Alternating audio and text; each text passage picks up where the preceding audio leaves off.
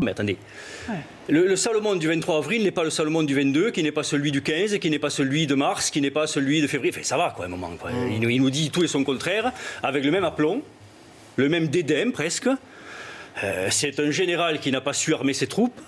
C'est un général qui a envoyé ses troupes à poil combattre un virus comme se sont retrouvés les Français en 14.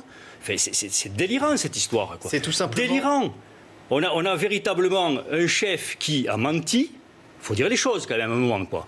Qui a menti, il n'y a pas d'autre mot. Par omission ou réellement, de façon volontaire. Enfin, c'est scandaleux cette histoire, quoi. Scandaleux. On a des décès, actuellement, on a des décès quasi quotidiens de généralistes.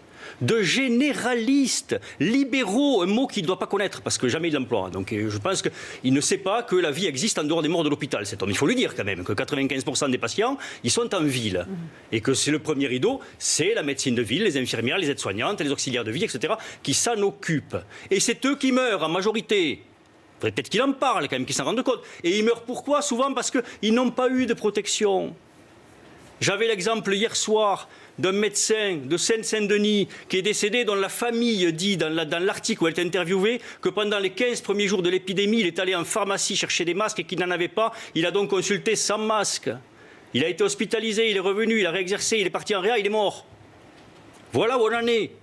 Donc à un moment, M. Salomon, soit il démissionne, et il a l'honneur de démissionner, s'il lui en reste un peu. Mais on ne peut pas le reconnaître, nous. Quoi. Enfin, il n'y a même pas de soi et soi. C'est il démissionne ou il démissionne. Quoi.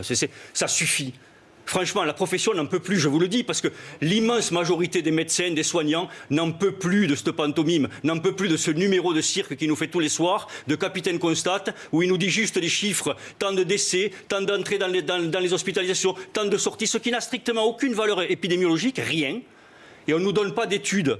On ne nous dit pas quel pourcentage de contamination il peut y avoir dans le métro, dans les entreprises, dans la cellule intrafamiliale.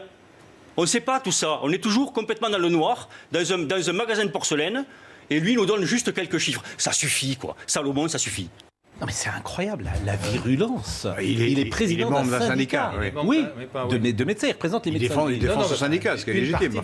Une partie des médecins. Il reflète la colère dont vous parlez tout à l'heure. Il y a une vraie colère partout et singulièrement chez les médecins et en plus chez les médecins libéraux parce que les médecins libéraux ont été mis sur le bas-côté. Et ce qu'ils dénoncent, c'est quelque chose que en tout cas que moi j'entends et que je dénonce également, c'est le poids de la technocratie, le poids de ces apparatchiks. Parce qu'en fait, le professeur Salomon n'est plus un médecin, maintenant c'est devenu un apparatchik, c'est devenu politique aussi. C'est devenu un homme politique. Non, mais la médecine l'a quitté depuis longtemps. D'ailleurs, il peut se dédire comme un homme politique, il peut tenir un discours puis un autre.